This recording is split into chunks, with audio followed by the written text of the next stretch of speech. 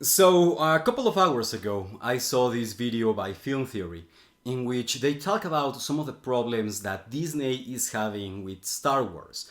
And the conclusion they arrive at is that Disney lacks a plan for Star Wars. They are just doing whatever to see what sticks at the wall. But of course, a good way to make that something sticks to that metaphorical wall is to have a plan, right? Is to have direction. And I agree, but I also kind of disagree. I think that it's something more important than having direction is knowing how to improvise. And to explain what I mean, I'm going to use two examples. I'm going to talk about Doctor Who and Adventure Time. Okay, so let's begin with Doctor Who. Doctor Who is one of my favorite shows ever. Doctor Who is the reason I'm speaking English right now. I learned English by watching Doctor Who. Okay, so another shows, but initially Doctor Who. And let me just give you an extremely short summary of the Doctor Who lore when I became a fan. So you have this guy called the Doctor, and he has a time machine, and he's a Time Lord. But he's also an alien and he's the last of his species because they all died fighting against the Daleks. The Daleks are this other race of aliens who are extremely racist and they are obsessed with purity and superiority. And they were wiped out by the Time Lords and by the Doctor specifically. In fact, the Daleks in their legends used to call the Doctor the Storm is Coming. Oh, that's a great nickname for your hero. And so every time we see this guy, the Doctor, who is like really fun and really and a really nice person and it's someone you would like to be friends with, you remember that he has done some he has done some messed up stuff. He has done bad things and he's tormented by that. He's tormented by his past. And this is why he is going in all of these adventures. This is why he never wants to be alone. He always looks to be with someone else because his trauma is just that big that he doesn't want to confront it. All of that is really, really good. But here's the thing. And well, initially, when the Doctor Who started, they had these overarching stories for the first couple of seasons. But the nature of television is such that whatever initial plan you have for your story, for your characters, if you are successful enough, they are gonna outlive that plan. And at that point, you have two options. You can end that show, despite the fact that you could have continued it. That's what they did, for example, with The Good Place. They could have continued that show for 10 seasons, but they decided to stop at 4 because that was the end of the story. But if you decide to continue the show beyond your initial plans, well then you have to improvise. And this is just the nature of television. This is a problem that many writers are gonna face. And then the question is, how do you improvise correctly? Well, you have to improvise in such a way that it doesn't feel improvised. You have to give the illusion that this was the plan all along, despite the fact that it clearly wasn't. And I think this is where the writers of Doctor Who failed. Because to improvise in this way, to make it feel natural and seamless, you have to look at the elements of your story. And you have to sort of ask yourself, where does this story want to go? Where is the story leading me? And you have to follow that story and see what happens. You have to see like, well, let's go in this direction. And that's really difficult. It's really difficult to trust the story that it knows in which direction it wants to go. And it feels weird. Maybe if you have never tried to write a story, this might feel very weird. But after you start writing for a while, you start to recognize it. You have plans for your story, you have plans for your characters, but you eventually realize that the story has a life of its own. The story wants to be its own thing, and you have to learn to feel that and to follow it. And I think this was a problem in Star Wars, and this was the problem in Doctor Who, and in Marvel, and in many other things that these executives they wanted to harness the story and to lead the story in certain specific directions, and people can feel it. But okay, so And I think this is the reason it ends up so messy. For example, now if you look at the lore of Doctor Who, the lore is so convoluted. It's like, now, instead of being only 6 Daleks left, now there are millions of Dalek, but they don't remember the Doctor. And now the Doctor, previously he was just another, and the last one of his species. No. Now he's also the first one. He's like this ancient being, but like he forgot. He had trauma. He was a child, and he was abused, and he was special, and it's kind of like a god.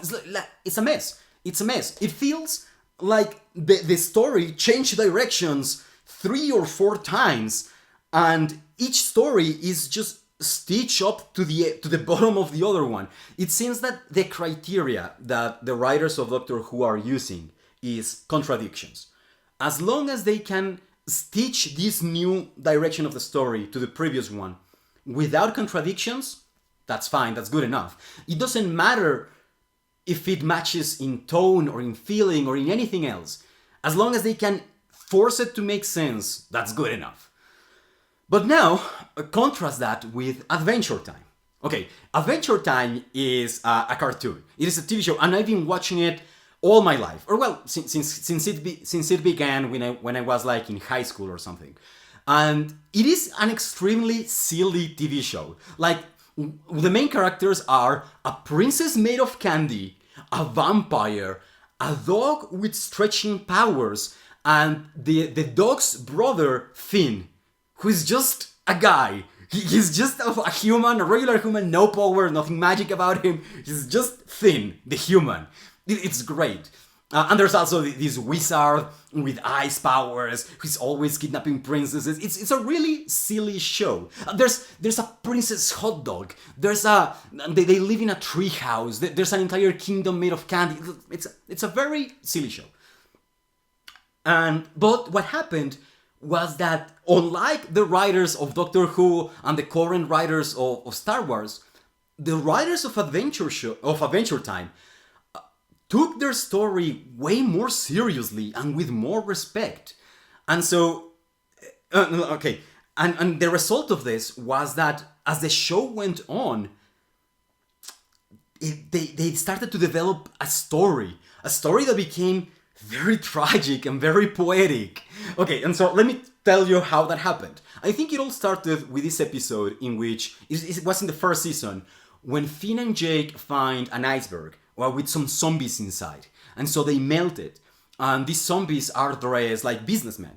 And in fact, like when they release the zombies, one of the zombies says, "I remember business." And so this creates a ton of questions, right? Like, who were these people? Why are they dead? Why are they frozen? Why are they alive? Like, and if it would have been really easy for the writers of this children TV show to not care.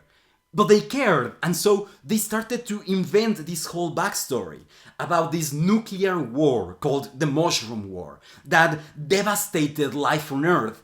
But for some reason, all of this death and destruction also caused the magic to come back. And so all of these silly characters that you see all around are the result of magic and mutations. And this becomes really poetic and really tragic when we look at the Ice King. Okay, because the Ice King is a human. He's the only other human besides Finn. And so you start to wondering, like, well, how did that happen? Why is this guy... Like, if Finn is the last surviving human, what's up with this guy? And you are like, well, he must be from before the war. And then you are like, well, if he's from before the war, how did he survive? Well, he survived because of his magic powers. Well, if he survived the war and he's a human, why does he act so weird? Why is he so silly? Why is he so stupid? Why is he always kidnapping princesses? Well, because his magic made him go crazy. He lost his mind. Well, but how did he get those magic powers if he was a regular human? Well, because of the crown. When the magic returned to the world, the crown became magic again. And that started giving him magic powers, and that made him go crazy. And so now you have this very tragic story about Simon Petrikov, just a regular guy who tragically, for no fault of his own, started losing his mind, and he survived this great tragedy, At the cost of himself, he's now a prisoner in his own mind. And now you can use that as a metaphor for mental illness. And then the writers went like, wait, what about Marceline? Marceline is a vampire, but vampires are also kind of human, right? They were human at one point. And Marceline even said in one episode that he was 1,000 years old. So what if Marceline met Simon before he lost his mind? And so now you have this beautiful story about this man who finds a lost child in this world that is devastated, and he raises her as his own daughter, and she loves him as a father, but he's also slowly losing his mind because of this magic course he has, this works as a metaphor for mental illness, until eventually he completely loses his mind and he abandons her, leaving her alone again. She lost everything she had twice. And it's an incredibly tragic story, and it's so moving. And like, I've cried about this. Like, when you watch that episode where they revealed a bunch of this stuff, it is deeply moving in this show that is extremely silly because the writers took it seriously. And as you can see, like when the creator of the show, what was his name? Pendleton Ward. When Pendleton Ward invented Adventure Time, when he invented the character of the Ice King, he had no idea of any of this. None of this was planned. When the writers introduced Marceline, none of this was planned. They never imagined that Marceline and the Ice King would have this deeply tragic and interconnected backstory. No, all of that was improvised. All of that arose naturally as the writers followed the story in the direction it wanted to go, and they improvised in a way that instead of just trying to lead the story in the direction they wanted, they followed the story in the direction it was naturally developing in. And the result is great. And to this day, they have continued making Adventure Time stuff. The latest installment is Fiona and Cake, and it's great because of all of these reasons. And all of this reminds me to this short story that Tolkien wrote. It's called The Leaf of Nigel. And it is a short story. You can go read it right now in like half an hour. But I'm going to give you the summary right now. So you have Nigel, who is an artist. He's a painter. One day he paints a leaf. And it's just a leaf in a very tiny canvas. But it's such a beautiful leaf. It's the most beautiful leaf he's painted in his life. That he's like, well, what branch is this leaf on? And so he buys another canvas, and so he starts painting the branch this leaf is from. And then he paints this branch, and it's beautiful. And he's like, well, what about the rest of the tree? And so Nigel begins like buying canvases and arranging them, creating this huge like mural of the most beautiful tree he has ever dreamed of. And it is such a monumental, colossal work that he never finishes it. Nigel dies with having all of these different paintings unfinished. But when he dies, he finds himself in front of the tree. He's looking at it, and it's as beautiful as he imagined it. There's so much detail. But then he looks in the distance, and he sees some mountains. He's like, oh yeah, I did put them in the background. And he's like, well, I wonder what's over there. And so Nigel abandons his tree and he just walks into the distance to keep exploring. And this story is like a metaphor for the creative endeavor. Like you create one piece of art and that inspires you to make more art, and that it keeps inspiring you and you keep making more art. And you know that your puny human mind will not be long enough for the magnitude of your ambition and your inspirations. And so paradise for an artist is just to keep exploring, to have the endless opportunities to keep being creative. And so Nigel, like when he painted that leaf, he didn't know about the rest of the tree. He improvised. He followed the art and he let himself be driven by that art. And I think it's obviously that's what happened with Tolkien, right? Tolkien was one day in a hospital bed after being wounded in a battle, and he started like imagining some stories about fairies and stuff. And they were so good that he kept asking questions about this world, and over years that developed into Middle Earth and The Hobbit and The Lord of the Rings and The Silmarillion. And like he was like Nigel painting all of this. And so that's when art is best, I think. When artists let themselves be guided by their inspiration instead of trying to take their art wherever they want. And I think that audiences react to this. Like, it's really hard to understand why. But when you look at a work of art, at a movie, a book, a TV show, something, you can tell if it was made with honest passion or if it was made because a bunch of executives wanted to make this work of art with these characteristics. And I'm not saying that it is going to be necessarily bad. Probably many movies have been like made by committee and they've been really good. It does happen, but not as often. Like, the best way to make art, I think, is just to let yourself be driven by that inspiration. And if you do that and you do it well and you do it honestly, audiences will react to it. And let me give you just two last examples about this. And they are Breaking Bad and Game of Thrones. With Breaking Bad, famously, the writers had no plan. They didn't know where the story was going. Famously, the writers planned to kill Jesse in the first season. But after they saw what a good chemistry Jesse had with this other actor, I'm really, really bad with the names of people. But anyway, after they saw how well these two actors, how much chemistry they had with each other, they decided to keep the character of Jesse and see where the story led them. And they didn't have a plan. They just kept following the story wherever it led them. I mean, they made one of the best TV shows of all time. And with Game of Thrones, you would think that they wouldn't need to improvise because the story was already made, right? They just had to follow it.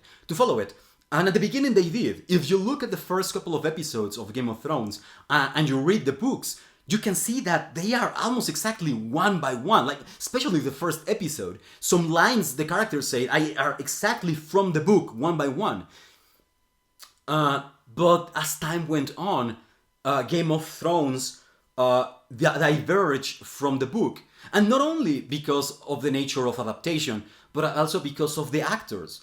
The way the actors play the characters made them different characters as the characters from the books. For example, in the books, Cersei isn't nearly as likable or sympathetic as she is in the show. I think what happened is that the actress playing Cersei was just managed to play the character in a way that made people like her a lot more.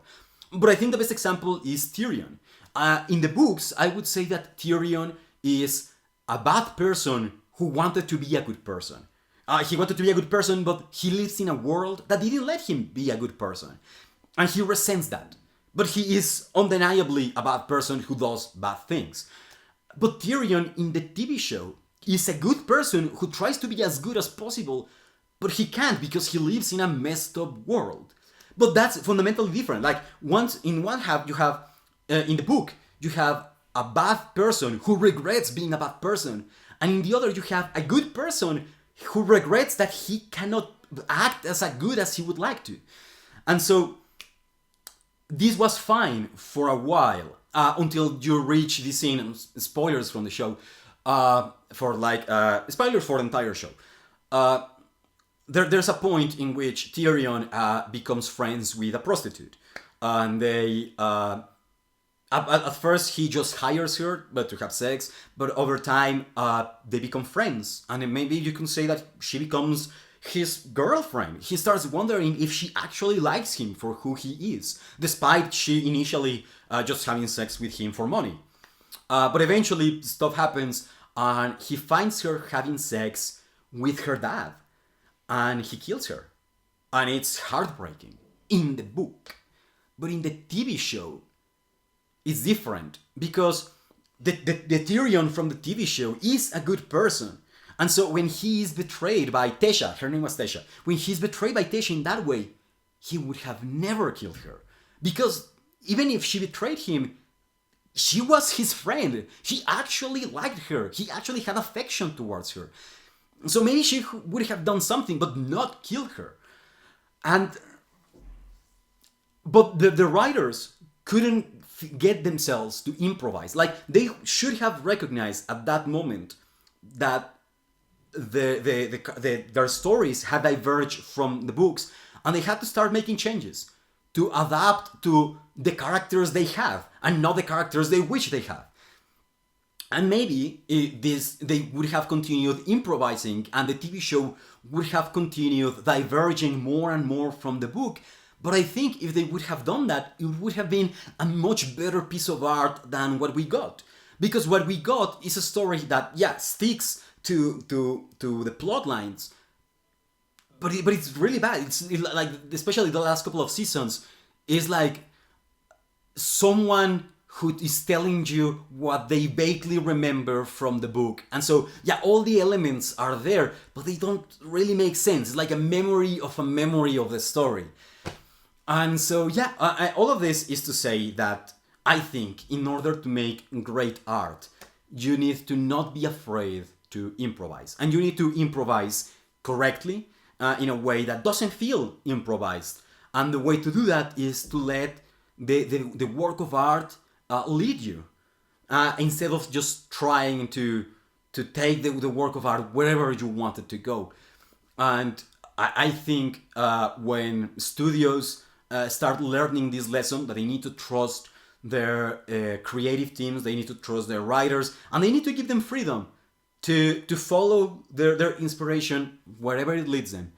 And when that starts happening, we're gonna start getting much better TV shows and movies and video games and everything. And so, yeah, that's what I wanted to say. Thanks for watching.